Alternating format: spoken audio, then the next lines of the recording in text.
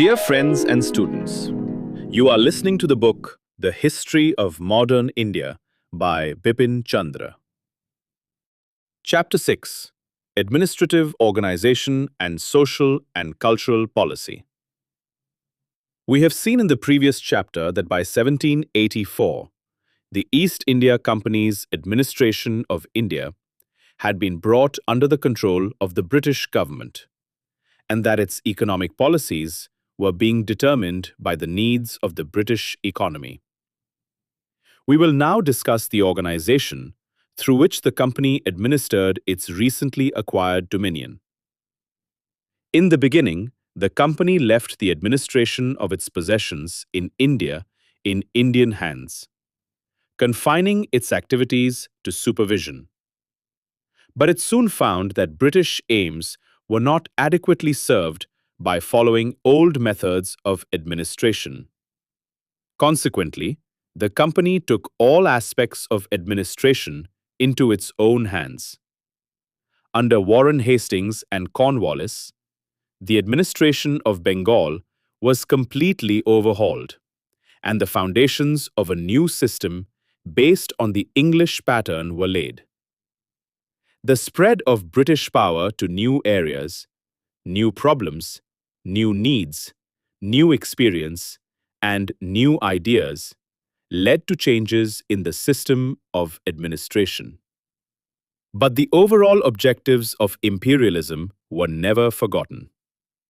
The British administration in India was based on three pillars: the civil service, the army, and the police. This was so for two reasons. For one, the chief aim of British Indian administration was the maintenance of law and order and the perpetuation of British rule. Without law and order, British merchants and British manufacturers could not hope to sell their goods in every nook and corner of India. Again, the British, being foreigners, could not hope to win the affections of the Indian people. They therefore relied on superior force, rather than on public support for the maintenance of their control over India. The Duke of Wellington, who had served in India under his brother, Lord Wellesley, remarked after his return to Europe, "The system of government in India, the foundation of authority, and the modes of supporting it and of carrying on the operations of government are entirely different from the systems and modes adopted in Europe for the same purpose. The foundation and the instrument of all power there is the sword." Civil service. The civil service was brought into existence by Lord Cornwallis.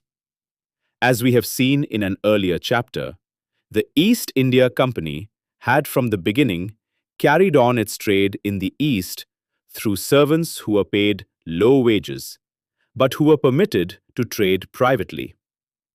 Later, when the company became a territorial power, the same servants assumed administrative functions. They now became extremely corrupt.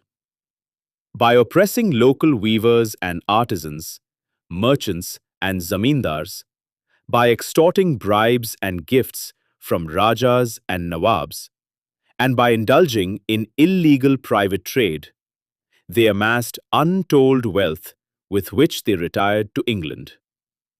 Clive and Warren Hastings made attempts to put an end to their corruption, but were only partially successful. Cornwallis, who came to India as Governor-General in 1786, was determined to purify the administration. But he realized that the company's servants would not give honest and efficient service so long as they were not given adequate salaries. He therefore enforced the rules against private trade and acceptance of presents and bribes by officials with strictness. At the same time, he raised the salaries of the company's servants. For example, the collector of a district was to be paid 1,500 rupees a month and 1% commission on the revenue collection of his district. In fact, the company's civil service became the highest paid service in the world. Cornwallis also laid down that promotion in the civil service would be by seniority, so that its members would remain independent of outside influence. In 1800, Lord Wellesley pointed out that even though civil servants often ruled over vast areas, they came to India at the immature age of 18 or so and were given no regular training before starting on their jobs. They generally lacked knowledge of Indian languages. Wellesley therefore established the College of Fort William at Calcutta for the education of young recruits to the civil service. The directors of the company disapproved of his action and in 1806 replaced it with their own East Indian College at Haileybury in England. Till 1853, all appointments to the civil service were made by the directors of the East India Company, who placated the members of the Board of Control by letting them make some of the nominations. The directors fought hard to retain this lucrative and prized privilege, and refused to surrender it even when their other economic and political privileges were taken away by Parliament. They lost it finally in 1853, when the Charter Act decreed that all recruits to the civil service were to be selected through a competitive examination. A special feature of the Indian civil service since the days of Cornwallis was the rigid and complete exclusion of Indians from it. It was laid down officially in 1793 that all higher posts in administration worth more than £500 a year in salary were to be held by Englishmen. This policy was also applied to other branches of government, such as the army, police, judiciary, and engineering. In the words of John Shaw, who succeeded Cornwallis, "The fundamental principle of the English had been to make the whole Indian nation subservient, in every possible way, to the interests and benefits of ourselves. The Indians have been excluded from every honor, dignity, or office which the lowest Englishman could be prevailed to accept." Why did the British follow such a policy? Many factors combined to produce it. For one, they were convinced that an administration based on British ideas, institutions, and practices could be firmly established only by English personnel. And then, they did not trust the ability and integrity of the Indians. For example, Charles Grant, chairman of the Court of Directors, condemned the people of India as a race of men lamentably degenerate and base, retaining but a feeble sense of moral obligation, and sunk in misery by their vices. Similarly, Cornwallis believed that every native of Hindustan is corrupt. It may be noted that this criticism did apply to some extent to a small class of Indian officials and zamindars of the time. But then, it was equally, if not more, true of British officials in India. In fact, Cornwallis had proposed to give them high salaries in order to help them resist temptations and to become honest and obedient. But he never thought of applying the same remedy of adequate salaries to eradicate corruption among Indian officials. In reality, the exclusion of Indians from higher grades of services was a deliberate policy. These services were required at the time to establish and consolidate British rule in India. Obviously, the task could not be left to Indians who did not possess the same instinctive sympathy for and understanding of British interests as Englishmen. Moreover, the influential classes of British society were keen to preserve the monopoly of lucrative appointments in the Indian civil service and other services for their sons. In fact, They fought tooth and nail among themselves over these appointments. The right to make them was a perpetual bone of contention between the directors of the company and the members of the British cabinet. How could the English then agree to let Indians occupy these posts? Indians were, however, recruited in large numbers to fill subordinate posts as they were cheaper and much more readily available than Englishmen. The Indian civil service gradually developed into one of the most efficient and powerful civil services in the world. Its members exercised vast power and often participated in the making of policy. They developed certain traditions of independence, integrity, and hard work, though these qualities obviously served British and not Indian interests. At the same time, the service came to form a rigid and exclusive and proud caste with an extremely conservative and narrow outlook. They came to believe that they had an almost divine right to rule India. The Indian civil service has often been called the steel frame, which reared and sustained British rule in India.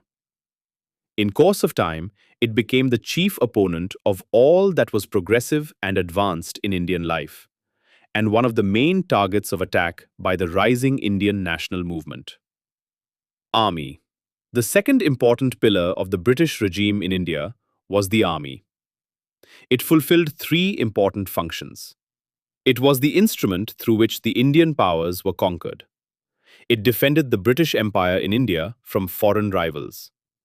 And it safeguarded British supremacy from the ever-present threat of internal revolt. The bulk of the company's army consisted of Indian soldiers, recruited chiefly from the area at present included in Uttar Pradesh and Bihar. For instance, in 1857, the strength of the army in India was 311,400, of whom 265,900 were Indians. Its officers were, however, exclusively British, at least since the days of Cornwallis. In 1856, only 3 Indians in the army received a salary of 300 rupees per month, and the highest Indian officer was a subedar. A large number of Indian troops had to be employed as British troops were far too expensive. Moreover, the population of Britain was perhaps too small to provide the large soldiery needed for the conquest of India. As a counterweight, the army was officered entirely by British officials, and a certain number of British troops were maintained to keep the Indian soldiers under control. Even so, it appears surprising today that a handful of foreigners could conquer and control India with a predominantly Indian army. This was possible because of two reasons. On the one hand, there was the absence of modern nationalism in the country at the time. A soldier from Bihar or Awadh did not think and could not have thought that in helping the company defeat the Marathas or the Punjabis, he was being anti-Indian. On the other hand, the Indian soldier had a long tradition of loyally serving those who paid his salary. This was popularly known as loyalty to the salt. In other words, the Indian soldier was a good mercenary, and the company, on its part, was a good paymaster. It paid its soldiers regularly and well, something that the Indian rulers and chieftains were no longer doing. Police. The third pillar of British rule was the police, whose creation was also the work of Cornwallis. He relieved the zamindars of their traditional function of maintaining law and order and established a regular police force to maintain law and order. In doing this, he was bold and modernized the existing system but excluded Indians from all superior posts. The Thanas, essentially, this post was ahead of its time as a system of police had not developed yet. Cornwallis established a system of circles or thanas headed by a daroga who was an Indian. Later, the post of the district superintendent of police was created to head the police organization in a district. Once again, Indians were excluded from all superior posts. In the thanas, the duties of the police continued to be performed by watchmen who were kept by villagers. The police gradually succeeded in reducing major crimes such as dacoity. One of its major achievements was the suppression of thugs who robbed and killed travelers on the highways, particularly in central India. The police also prevented the organization of a large-scale conspiracy against foreign control. And when the national movement arose, the police was used to suppress it. In its dealings with the people, the Indian police adopted an unsympathetic attitude. A committee of parliament reported in 1813 that the police committed depredations on the peaceable inhabitants of the same nature as those practiced by the dacoits whom they were employed to suppress. And William Bentinck, the Governor General, wrote in 1832, "As for the police, so far from being a protection to the people, I cannot better illustrate the public feeling regarding it than by declaring that nothing can exceed the similarity of a recent regulation, by which, if a robbery has been committed, the injured party may require an inquiry into it, except upon the requisition of the persons robbed. That is, the shepherd is a more ravenous beast of prey than the wolf." Judicial Organization. The British laid the foundations of a new system of dispensing justice through a hierarchy of civil and criminal courts. Though given a start by Warren Hastings, the system was stabilized by Cornwallis in 1793. In each district was established a Diwani Adalat, or civil court, presided over by the district judge who belonged to the civil service. Cornwallis thus separated the posts of the civil judge and the collector. Appeals from the district court lay first to 4 provincial courts of civil appeal, and then finally to the Sadar Diwani Adalat.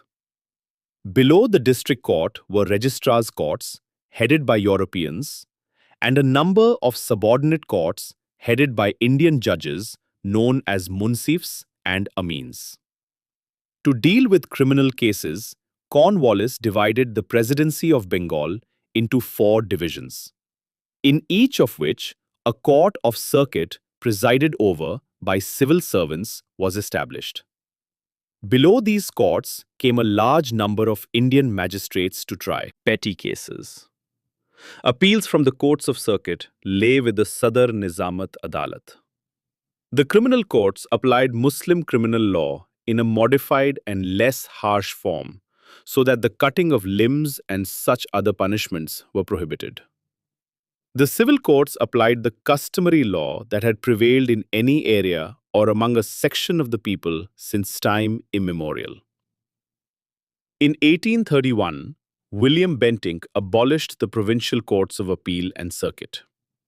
Their work was assigned first to commissioners and later to district judges and district collectors. Bentinck also raised the status and powers of Indians in the judicial service and appointed them as deputy magistrates, subordinate judges, and principal Sadar Amins. In 1865, high courts were established at Calcutta, Madras, and Bombay to replace the Sadar courts of Diwani and Nizamat. The British also established a new system of laws through the processes of enactment and codification of old laws. The traditional system of justice in India had been largely based on customary law, which arose from long tradition and practice, though many laws were based on the Shastras and Shariat as well as on imperial authority. Though they continued to observe customary law in general, the British gradually evolved a new system of laws. They introduced regulations, codified the existing laws, and often systematized and modernized them through judicial interpretation. The Charter Act of 1833 conferred all lawmaking power on the Governor-General in Council. All this meant that Indians were now to live increasingly under man-made laws, which might be good or bad, but which were openly the products of human reason, and not under laws which had to be obeyed blindly and which could not be questioned as they were supposed to be divine and therefore sacred. In 1833, the government appointed a law commission headed by Lord Macaulay to codify Indian laws. Its labors eventually resulted in the Indian Penal Code, the Western-derived codes of civil and criminal procedure, and other codes of laws. The same laws now prevailed all over the country, and they were enforced by a uniform system of courts. Thus, it may be said that India was judicially unified. The rule of law. The British introduced the modern concept of the rule of law. This meant that their administration was to be carried out, at least in theory, in obedience to laws which clearly defined the rights, privileges, and obligations of the subjects, and not according to the caprice or personal discretion of the ruler. In practice, of course, the bureaucracy and the police enjoyed arbitrary powers and interfered with the rights and liberties of the people. One important feature of the concept of the rule of law was that any official could be brought before a court of law for breaches of official duty or for acts done in excess of his official authority. The rule of law was to some extent a guarantee of the personal liberty of a person. It is true that previous rulers of India had been in general bound by tradition and custom. But they always had the legal right to take any administrative steps they wanted, and there existed no other authority before whom their acts could be questioned. The Indian rulers and chiefs sometimes exercised this power to do as they wanted. Under British rule, on the other hand, administration was largely carried on according to laws as interpreted by the courts, though the laws themselves were often defective, were made not by the people through a democratic process, but autocratically by the foreign rulers, and left a great deal of power in the hands of the civil servants and the police. But that was perhaps inevitable in a foreign regime that could not in the very nature of things be democratic or libertarian. Equality before law. The Indian legal system under the British was based on the concept of equality before law. This meant that in the eyes of the law, all men were equal. The same law applied to all persons, irrespective of their caste, religion, or class. Previously, the judicial system had paid heed to caste distinctions and had differentiated between the so-called high-born and low-born. For the same crime, lighter punishment was awarded to a Brahmin than to a non-Brahmin. Similarly, in practice, zamindars and nobles were not judged as harshly as the commoner. In fact, very often, they could not be brought to justice at all for their actions. Now, the humble could also move the machinery of justice. There was, however, one exception to this excellent principle of equality before law. The Europeans and their descendants had separate courts and even separate laws. In criminal cases, they could be tried only by European judges. Many English officials, military officers, planters, and merchants behaved with Indians in a haughty, harsh, and even brutal manner. When efforts were made to bring them to justice, they were given indirect and undue protection, and consequently light or no punishment by many of the European judges before whom alone they could be tried. Consequently, miscarriage of justice occurred frequently. In practice, there emerged another type of legal inequality. Justice became quite expensive as court fees had to be paid, lawyers engaged, and the expenses of witnesses met. Courts were often situated in distant towns. Lawsuits dragged on for years. The complicated laws were beyond the grasp of the illiterate and ignorant peasants. Invariably, the rich could turn and twist the laws and courts to operate in their own favor. The mere threat to take a poor person through the long process of justice from the lower court to the highest court of appeal, and thus to face him with complete ruin, often sufficed to bring him to heel. Moreover, the widespread prevalence of corruption in the ranks of the police and the rest of the administrative machinery led to the denial of justice. Officials often favored the rich. The zamindars oppressed the riots without fear of official action. In contrast, the system of justice that had prevailed in pre-British times was comparatively informal, speedy, and inexpensive.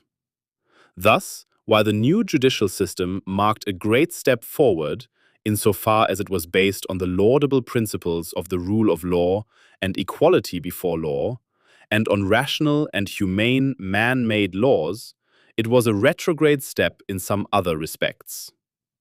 It was now costlier and involved long delays. Social and cultural policy. We have seen that British authorities reorganized and regulated India's economy in the interests of British trade and industry, and organized a modern administrative system to guarantee order and security. Till 1813, they also followed a policy of non-interference in the religious, social, and cultural life of the country. But after 1813, they took active steps to transform Indian society and culture. This followed the rise of new interests and new ideas in Britain during the 19th century. The Industrial Revolution, which had begun in the middle of the 18th century, and the consequent growth of industrial capitalism were fast changing all aspects of British society. The rising industrial interests wanted to make India a big market for their goods. This could not be accomplished merely by adhering to the policy of keeping peace, and required the partial transformation and modernization of Indian society.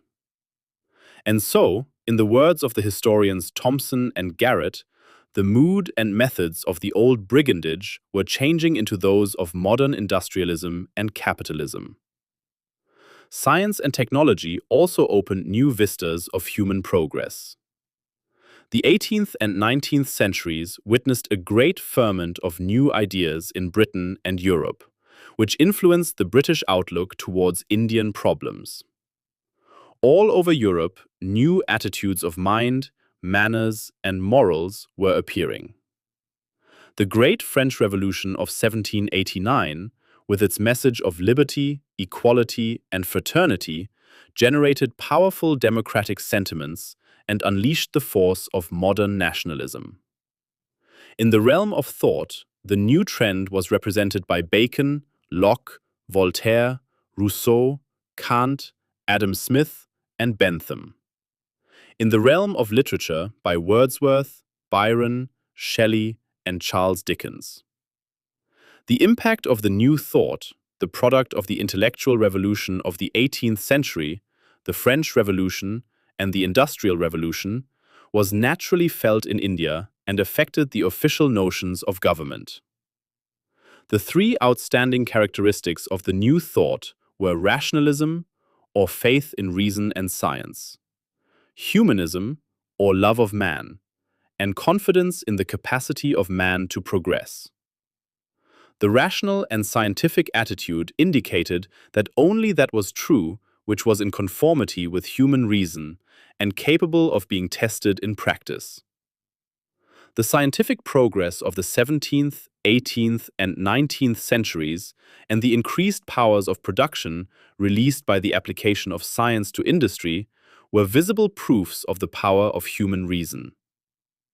Humanism was based on the belief that every human being was an end in himself and should be respected and prized as such. No man had the right to look upon another human being as a mere agent of his own happiness.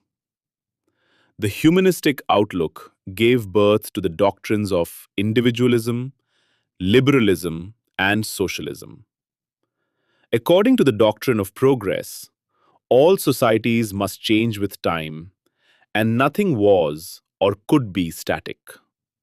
Moreover, man had the capacity to remodel nature and society on rational and just lines.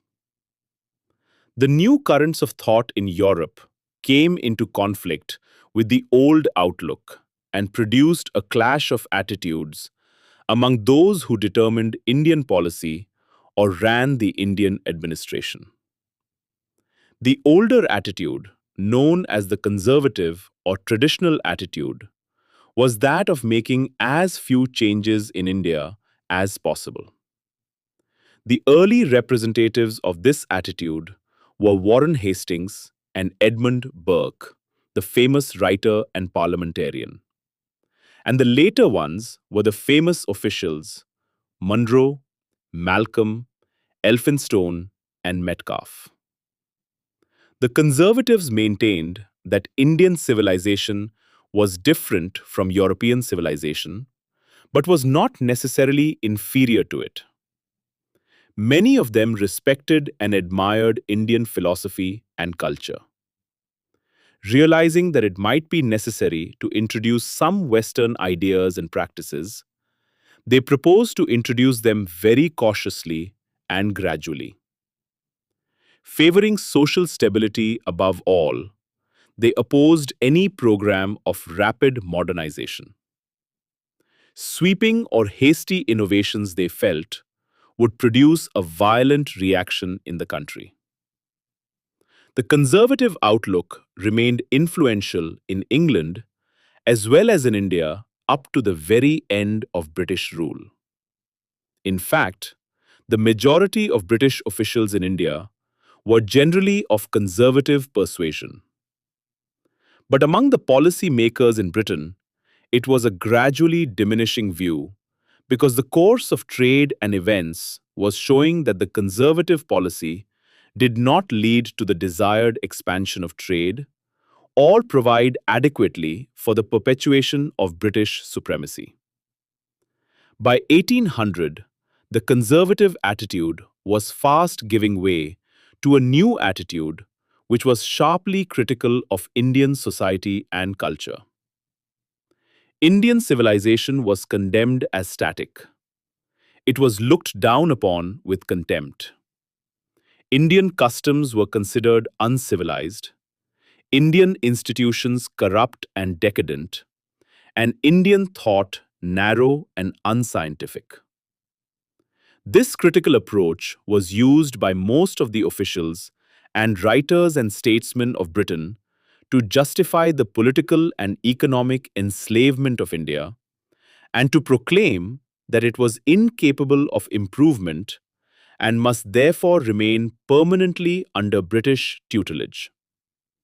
However, a few Englishmen, known as radicals, went beyond this narrow criticism and imperialistic outlook and applied the advanced humanistic and rational thought of the West to the Indian situation as they saw it. The doctrine of reason led them to believe that India need not always be a fallen country, for all societies had the capacity to improve by following the dictates of reason and science. The doctrine of humanism led them to desire the improvement of the Indian people. The doctrine of progress led them to the conviction that Indians were bound to improve. And so, the radicals, representing the better elements of British society, desired to make India a part of the modern progressive world of science and humanism.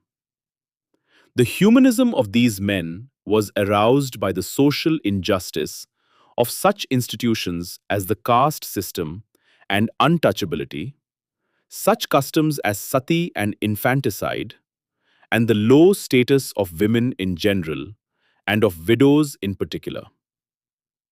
Their scientific minds were also outraged by the many superstitions that gripped the minds of the Indian people, and by the complete absence of the scientific outlook in the country.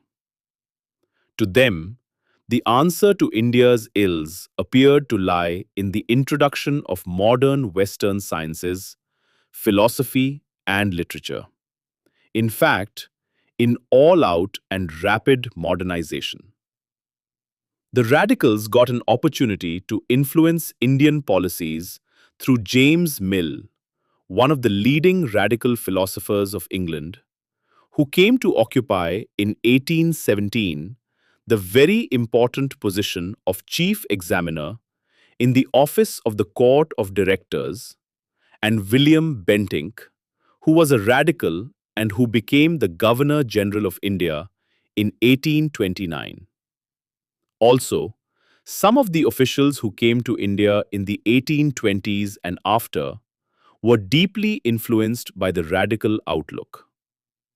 Moreover, the reforming Whigs were in power in England after 1830. It must, however, be emphasized at this stage that such honest and philanthropic Englishmen were few, and that their influence was never decisive so far as the British administration of India was concerned.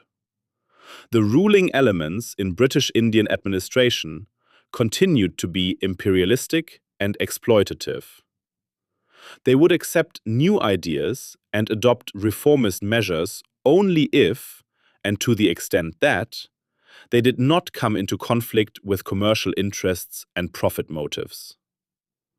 Modernization of India had to occur within the broad limits imposed by the needs of easier and more thoroughgoing exploitation of its resources. Thus, modernization of India was accepted by many English officials, businessmen, and statesmen because it was expected to make Indians better customers of British goods and reconcile them to alien rule. In fact, many of the radicals themselves no longer remained true to their own beliefs when they discussed Indian policy.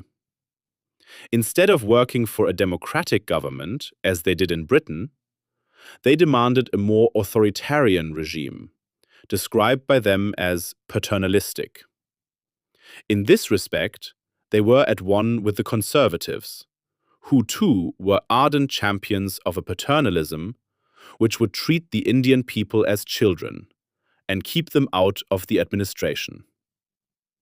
The basic dilemma before the British administrators in India was that while British interests in India could not be served without some modernization, full modernization would generate forces which would go against their interests and would, in the long run, endanger British supremacy in the country.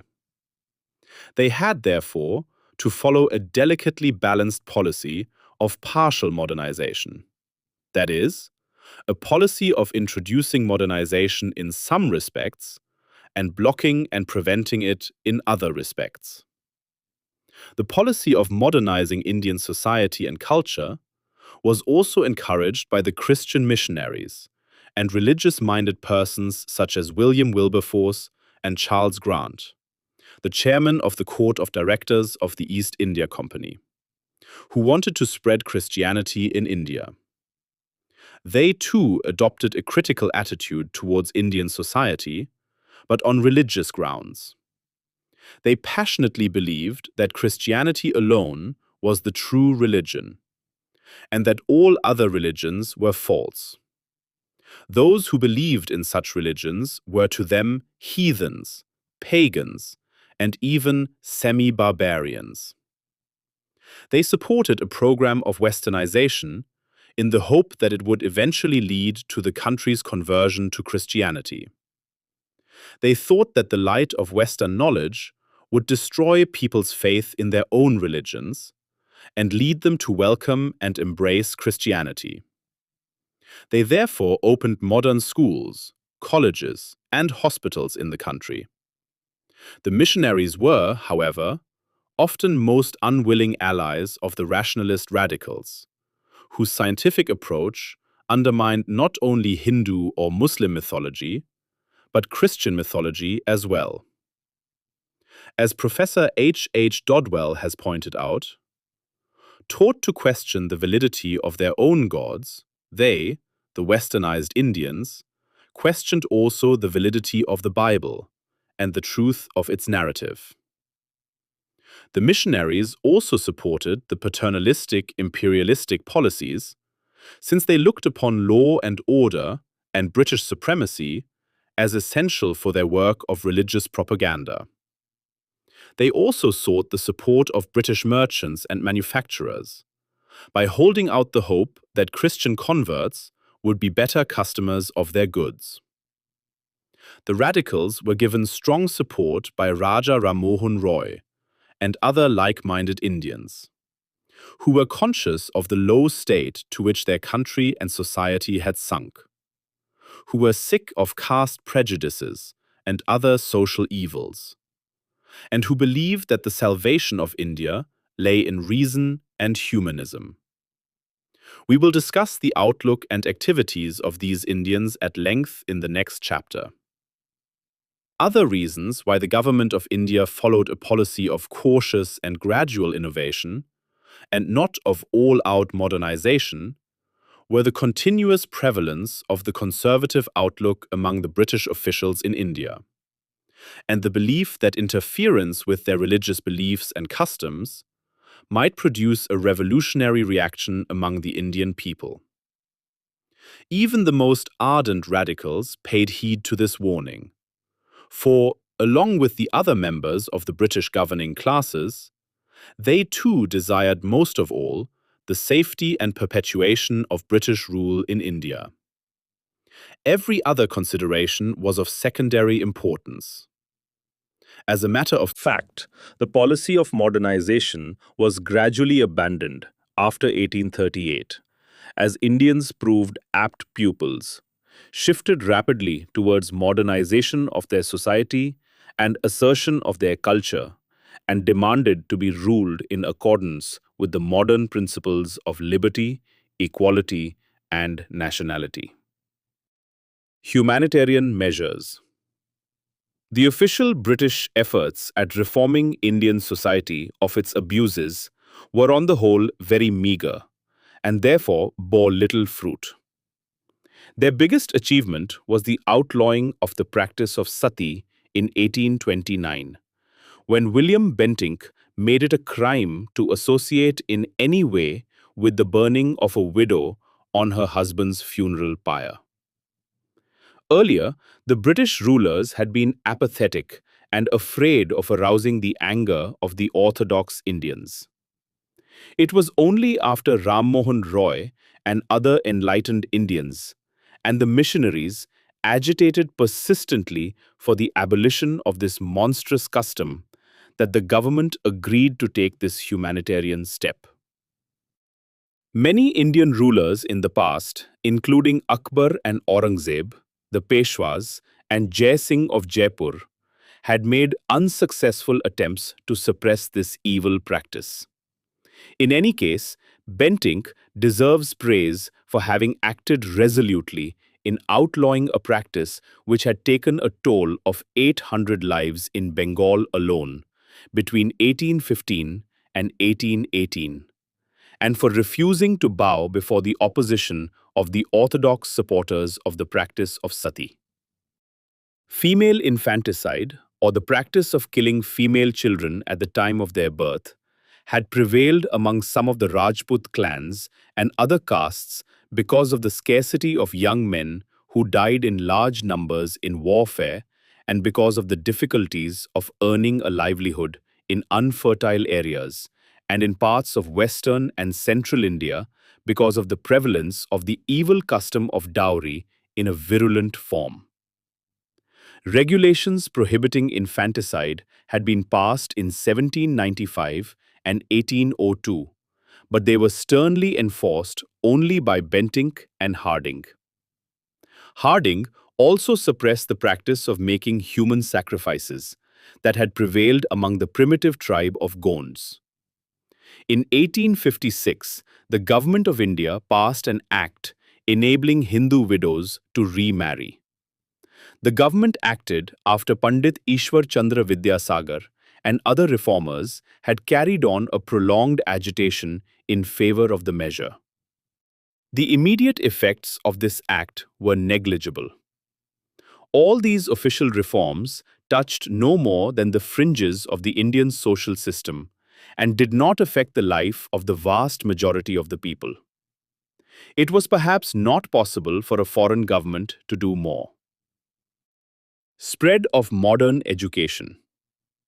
The British were more successful in helping to revolutionize the intellectual life of India through the introduction of modern education. Of course, the spread of modern education was not solely the work of the government. The Christian missionaries and a large number of enlightened Indians also played an important part. For the first 60 years of its dominion in India, the East India Company, a trading, profit-making concern, took little interest in the education of its subjects. There were, however, two very minor exceptions to this policy. In 1781, Warren Hastings set up the Calcutta Madrasa for the study and teaching of Muslim law and related subjects. And in 1791, Jonathan Duncan started a Sanskrit college at Varanasi, where he was the resident, for the study of Hindu law and philosophy.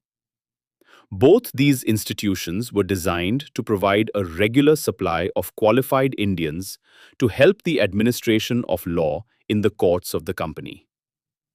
Missionaries and their supporters and many humanitarians soon began to exert pressure on the company to encourage and promote modern, secular, westernized education in India. While the humanitarians, including many Indians, believed that modern knowledge would be the best remedy for the social, economic, and political ills of the country, the missionaries believed that modern education would destroy the faith of the people in their own religions and lead them to adopt Christianity. A humble beginning was made in 1813, when the Charter Act incorporated the principle of encouraging learned Indians and promoting the knowledge of modern sciences in the country. The Act directed the company to spend the sum of 1 lakh of rupees for the purpose. But even this petty amount was not made available by the company authorities till 1823. For years, a great controversy raged in the country on the question of the direction that this expenditure should take. While one section of opinion wanted it to be spent exclusively for the promotion of modern Western studies, others desired that, while Western sciences and literature should be taught to prepare students to take up jobs, emphasis should be placed on the expansion of traditional Indian learning. Even among those who wanted to spread Western learning, differences arose on the question of the medium of instruction to be adopted in modern schools and colleges. Some recommended the use of Indian languages, called vernaculars at the time, for the purpose, while others advocated the use of English. Unfortunately, there was a great deal of confusion on this question. Many people failed to distinguish between English as a medium and English as a subject for study, and between Indian languages as a medium and traditional Indian learning as the main object of study. The two controversies were settled in 1835, when the Government of India decided to devote the limited resources it was willing to spare to the teaching of Western sciences and literature through the medium of the English language alone. Lord Macaulay, who was the law member of the Governor-General's Council, argued in a famous minute that Indian languages were not sufficiently developed to serve the purpose, and that Oriental learning was completely inferior to European learning. It is to be noted that, though Macaulay's views betrayed prejudice against and ignorance of India's past achievements in the realms of science and thought, he was on solid ground when he held European knowledge in the fields of physical and social sciences to be superior to the existing Indian knowledge, which, though advanced at one time, had stagnated too long and lost touch with reality.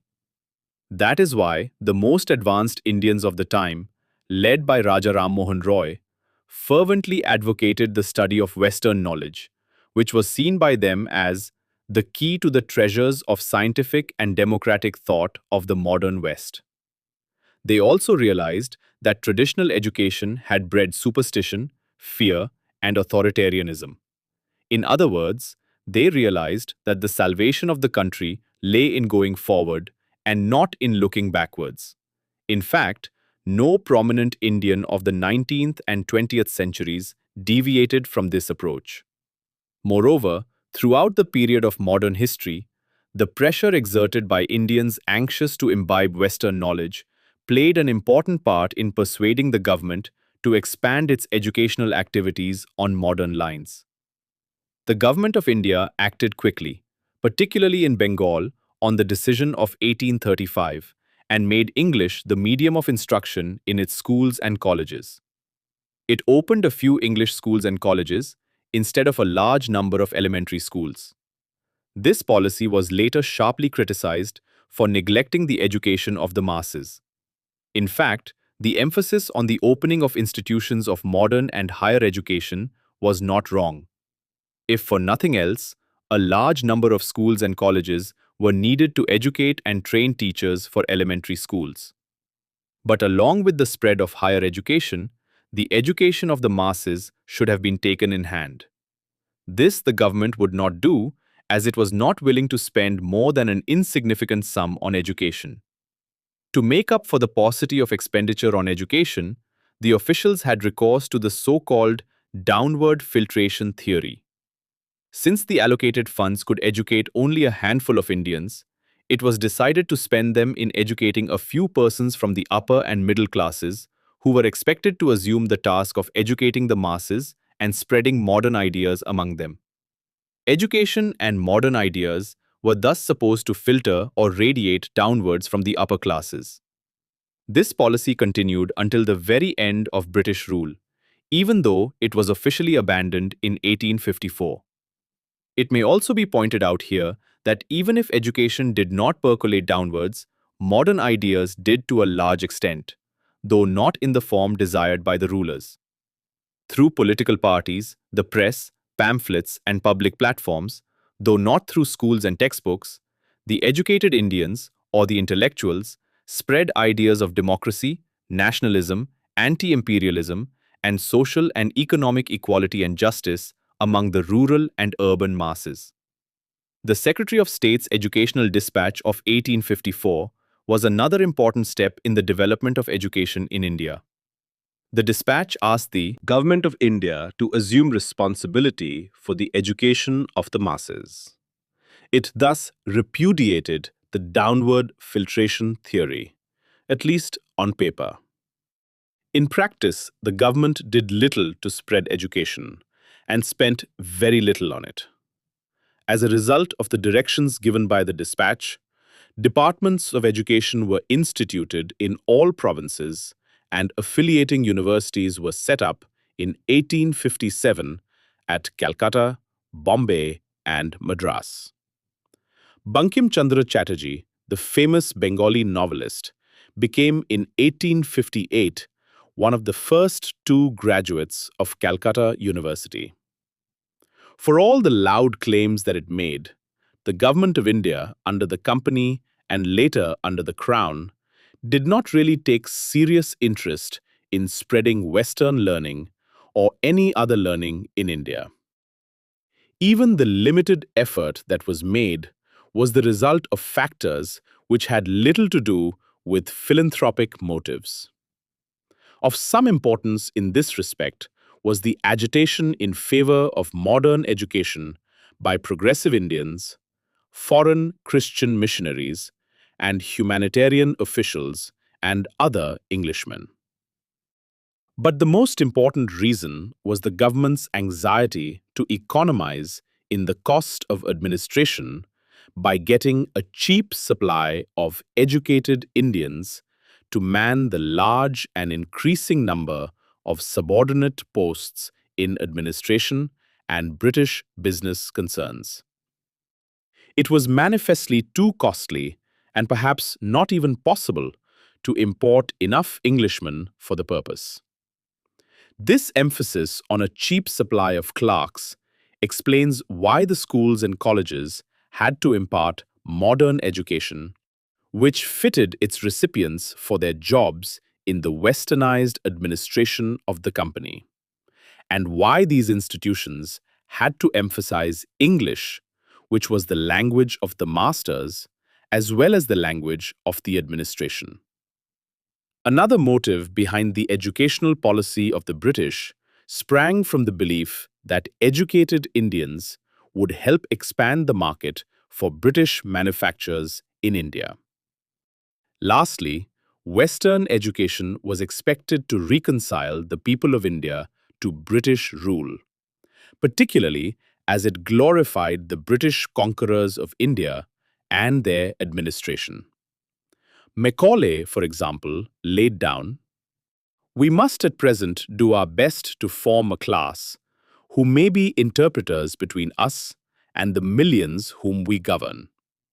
A class of persons, Indians in blood and color, but English in taste, in opinions, in morals, and in intellect." The British thus wanted to use modern education to strengthen the foundation of their political authority in the country. The traditional Indian system of education gradually withered away for lack of official support, and even more because of the official announcement in 1844 that applicants for government employment should possess knowledge of English. This declaration made English medium schools very popular and compelled more and more students to abandon the traditional schools. A major weakness of the educational system was the neglect of mass education, with the result that mass literacy in India was hardly better in 1921 than in 1821. As many as 94% of Indians were illiterate in 1911 and 92% in 1921. The emphasis on English as the medium of instruction in place of the Indian languages also prevented the spread of education to the masses. It further tended to create a wide gulf between educated persons and the masses. Moreover, the costly nature of higher education tended to make it a monopoly of the richer classes and the city dwellers. A major gap in the early educational policy was the almost total neglect of the education of girls, for which no funds were allotted. This was partly due to the government's anxiety not to hurt the susceptibilities of Orthodox Indians. Even more, it was because female education lacked immediate usefulness in the eyes of the foreign officials, since women could not be employed as clerks in the government. The result was that, as late as 1921, only 2 out of 100 Indian women were able to read and write. And in 1919, only 490 girls were studying in the 4 top forms of high schools in Bengal Presidency. The company's administration also neglected scientific and technical education. By 1857, there were only 3 medical colleges in the country, at Calcutta, Bombay, and Madras. There was only one good engineering college at Roorkee to impart higher technical education. And even this was open only to Europeans and Eurasians. At the root of many of these weaknesses lay the problem of finance. The government was never willing to spend more than a scanty sum on education. As late as 1886, it devoted only about 1 crore of rupees to education out of its total net revenue of nearly 47 crores. We must, however, remember that in spite of all the many weaknesses of the official educational policy, the limited spread of modern education led to the propagation of modern ideas in India and thus helped in its modernization. Exercises 1. Discuss the basic features of the administrative organization of India under the East India Company, with special reference to the underlying aims of the administration, the civil service, the army, the police, and the judicial administration. 2. What were the main characteristics of modern thought which influenced British policies in India? Examine the nature and extent of this influence. 3. Examine critically the evolution of modern education and educational policies in the 19th and 20th centuries, with special reference to the factors that led to the introduction of modern education. 4. Write short notes on Indian civil service, B. The rule of law, C. Equality before law, D. The policy of partial modernization, E. The abolition of the practice of Sati, F. The role of English as medium of instruction, G. Education of girls, H. Technical education. Dear friends and students, you are listening to the History of Modern India by Bipin Chandra. Thank you for listening. Let's meet in the next episode.